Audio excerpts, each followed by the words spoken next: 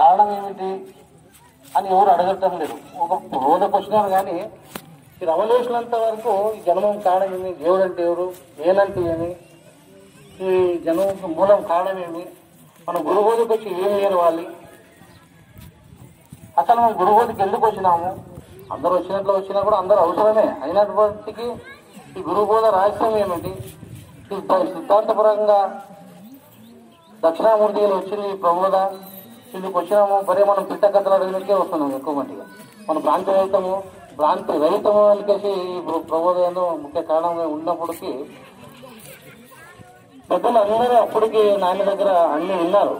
ఇంటే కూడా మా సోదరులు కూడా చాలా రవలేసినంత మంది ఈ ప్రబోధ గురించి తెలుసుకున్నారని నాకు ఇప్పుడు అర్థమవుతుంది. కొంతమంది పామర్లు కొన్ని ఏమో చెప్తున్నారనికేసి మనము దాని గురించి చేయడం గాను సిద్ధాంత ప్రకారం గాను అందరూ దీనికి కృషి చేయాలని నేను కోరుతున్నాను. సరే, అందరూ మన సిద్ధాంతం అంటే మన నిజానంద నరసింహ రాజయోగి ఒక్కరే కాదు. సిద్ధాంతం అంటే ఆ సాంప్రదాయం అక్కడికి వెళ్ళి కూడా అందరూ సోదరమణులుగా కలిసిమెలిసి ఉండి ఈ సిద్ధాంతం ప్రకారంగా వాళ్ళు అక్కడ బాగా చేస్తారు, ఇక్కడ ఇది ఉంది అక్కడ ఇది కాదు, సిద్ధాంతమే అది ఎక్కడ అచల సాంప్రదాయ సిద్ధాంతమే. ఇది అట్లా ఇట్లా అని కలిసి కొందరు పామర్లుగా మాట్లాడడం కానీ ఇది చేయడం కానీ సిద్ధాంతం ఇది అని వాళ్ళకు కూడా మంచిది కాదని నా భావన. సరే, ఇప్పుడు మనము ఈ సృష్టికి వచ్చినాము, ఏం చేస్తున్నాము, ఏమి నడుచుకున్నాము, ఏం నడవాలి, ఏం చేయాలి అనేది సిద్ధాంత ప్రకారం నేర్చుకోవాలి. సాంఖ్యము, తారకం, అమనస్కం, మార్గం అంతా చెప్పుకుంటూ ఉన్నాము, నేర్చుకున్నాము, కొన్ని తెలుసుకుంటున్నాము. కొన్ని గురువులు కూడా పరీక్షించి వాళ్ళకు తగినంతగా వాళ్ళు కూడా ప్రబోధన అందించినారు. సరే, ఈ జీవనం అంటే మనం అంటే సత్యము, ఒకనాళ్ళు చావడము సత్యము. మరి ఇప్పుడేం నడుస్తుంది జరిగేది అంతా ఇది ఎంతో చూడు, ఒకనాడు చూడడమే గ్యారంటీ అని. సత్యం అంటే ఒకనాడు పోవడము, చూడాలంటే ఇప్పుడు నడుస్తుందని చూడడానికేసి పెద్దల భావనం. ఇప్పుడు ఎవరింట్లో కూడా చావడం అంటే ఏమంటే ఈ జన్మం నుంచి విడుదల, చావడం అంటే ఈ జన్మం నుంచి విడుదల, వేరే ఒకటి లేదు అని పెద్దల భావనం. 9 తొర్రెల గల మేం మర్రికి ఒక రెంటిలోన 4 మర్రెలు గలవు, ఎర్రది, తెల్లది, నల్లది, కర్రది. దానాగ్రహమునందు ఎముకను పురుగుండు చోటు, ఆ చోటు సద్గురు అనే బోధతో ఈ చెట్టును పురుగును రెండింటి మనిషి కొట్టని పెద్దల యొక్క భావన. అది ఎట్లాగా ఈ 9 తొర్రెలు ఎలా అంటే మర్రి చెట్టు అంటే పెద్ద మర్రి చెట్టు అంటే ఈ శరీరానికి ఒక మర్రి చెట్టు అని పిలుస్తారు. ఈ 9 తొర్రెలు అంటే కళ్ళ రంధ్రం 2, చెవుల రంధ్రం 2, ముక్క రంధ్రం 2, 3 గుత్తలు, 9 నవరంధ్రములు. ఈ నవరంధ్రములకు ఒక రెంటిలోన అంటే 2 కన్నులు, ఇక ఒక రెంటిలోన అంటే 2 కాళ్ళుగా ఉన్నను ఒకే నడవడం ఉంటుంది, 2 పొదలుగానే ఉంటూ మాట ఒకటిగానే ఉంటుంది, అట్లా 2 చెవులుగానే ఉంటూ ఒకే శబ్దముగాను వినపడుతుంది. అదే రీతిగానే 2 కళ్ళుగాను ఉంటూ ఒకే చూపు కనపడినట్లు, ఒకే దృశ్యం అన్నట్లు ఈ కన్నులో ఒకే దృశ్యం కనపడుతుంది. ఇదే ఒక రెంటిలోన అనికేసి భావనం.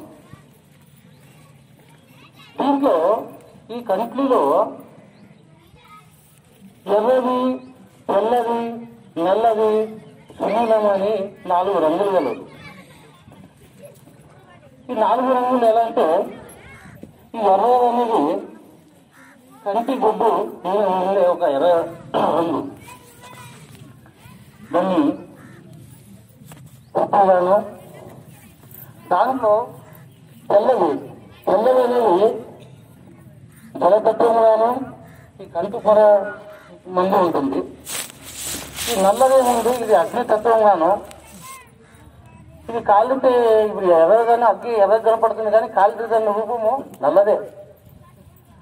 అట్లే దాంట్లో నల్లదాంట్లో ఒక చిన్న పాప, అది సునీలముగాను దాని ఆకాశతత్వముగాను అని చెప్తారు పెద్దల భావం. దాంట్లో ఎరుక అని చోటుండి, ఎరుక అనే పాప చోటుండి చోటు అని చెప్పి చెప్తారు. అంటే ఈ మర్రి చెట్టుకు 4 రంగులు, 4 రంగులలో ఆ శరీరమందు ఆ పాప ఒక ఇంటికని 1000 చిలుకలు చేస్తే ఒక చిలుక ఎంతో ఆ ఎరుక ఉన్న చోటు అని కలిసి పెద్దల భావన. ఇదే ఎరుకున్న చోటు అని కలిసి పెద్దల నిర్ణయం. దీనికి మరి అచల పరిపూర్ణకు ఏమి సంబంధం లేదు. అచల పరిపూర్ణము పరమాయణముకు ఈ ఎరుకకు ఎటువంటి సంబంధం లేదని పెద్దల భావనం. ఈ ఎరుకని ఎలా కనిపెట్టిన పెద్ద ఋషులు అంటే, ఒకరు అంటుండ్రు ఈ సృష్టికి మూలము ఆ శక్తి పురాణంలో 3 పుట్రి వాళ్ళ నుంచి సృష్టి జరిగింది, ఆ శక్తి కారణమని కలిసి. ఇంకా కొందరండ్రి లేదు బ్రహ్మ పురాణంలో బ్రహ్మడే శ్రేష్ఠుడని, అందరూ అతనికి దాసులని కలిసి బ్రహ్మ పురాణం చెప్తుంది. విష్ణు పురాణంలో విష్ణువే శ్రేష్టమని అందరూ దాసులని చెప్తుండ్రు. ఈ శివపురాణంలో శివుడే గొప్ప అని మిగిలిన అందరూ దాసులని. అంటే దాసులు అంటే అతనే ముఖ్యమైన వాడు, మిగిలిన అంతా ఈ సృష్టి కారణమని కలిసి చెప్తున్నారు. కానీ ఈ అసలు ఋషులు ఏం చెప్తున్నారంటే, ఈ తొర్రెలు 9 కలిగిన మర్రి చెట్టుకు ఈ 4 మర్రెల వల్ల ఈ కంటి పాప నుంచి 4 వెన్నెలకి ఆ గంటలను ఆ ఋషులు కన్నబెట్టింది. గంటల ఎరుకని ఒక నిలిచి ఉన్నది, అదే ఎరుకని చోటు. ఇప్పుడు ఎట్లా అంటే, ఇప్పుడు విశ్వానికి ఇది మనం ఇప్పుడు భూమిని మనం ఎలా చూస్తున్నాము, ఆ విశ్వానికి భూమికి మనము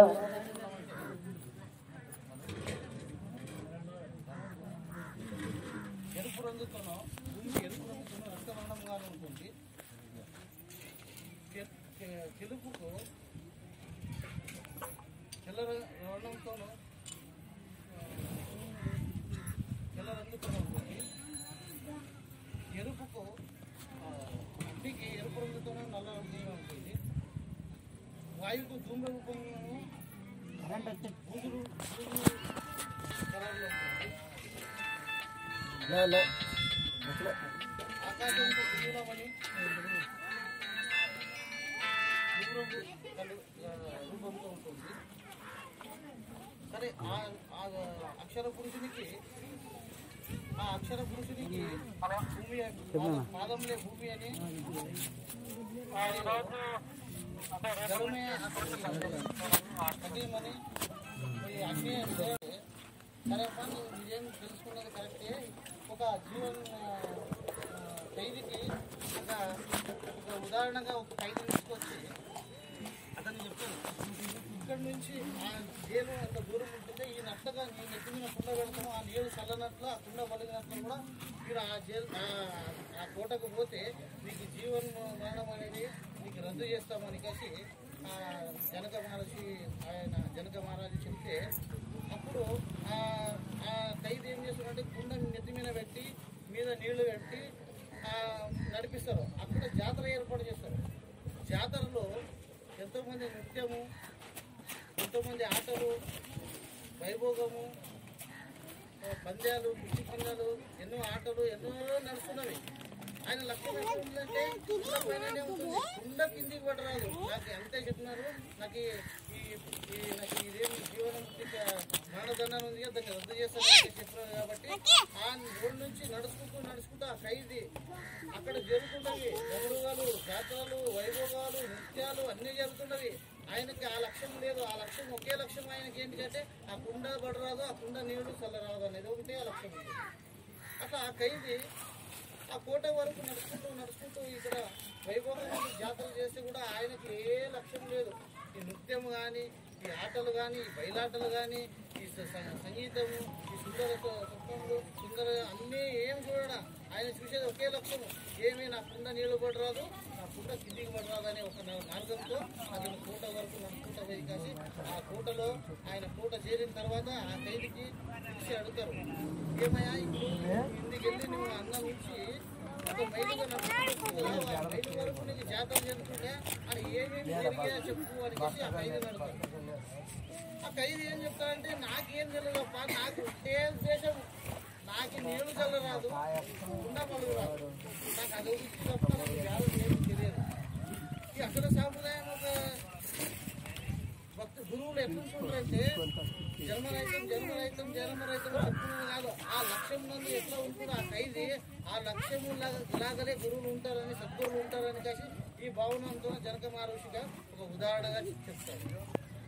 ఎట్లుంటారు మన సద్గురువులు, అచల సామ్రాజ్య సద్గురువులు ఎట్లుంటారు? ఒక లక్ష్యంతోనే ఉంటారు. ఒక లక్ష్యం ఏమి? నీళ్లు పడరాదు, కుండ జలరాదు, అంటే ఈ సంసారం అనే సాగరంలో పట్టు జాగారు, పిల్లలు అన్నదమ్ములు ఆస్తులు అంతస్తులు రావు. మనకేమి ఒకటే గురు మంత్రం, అది ఎలాగ నడుచుకోవాలి అని గురు ముఖాంతరం తెలుసుకోవాలి. జన్మకి కారణమేమి, జన్మరైతే కారణమేమి, ఈ అన్నింటినీ మూలమేమి అని గురువు ముఖాంతరం సద్గురు ముఖాంతరం తెలుసుకొని ఆ జన్మరైతం చేసుకోవాలని అందరితో ఈ 2 మాటలు ముందుకు జై సద్గురు.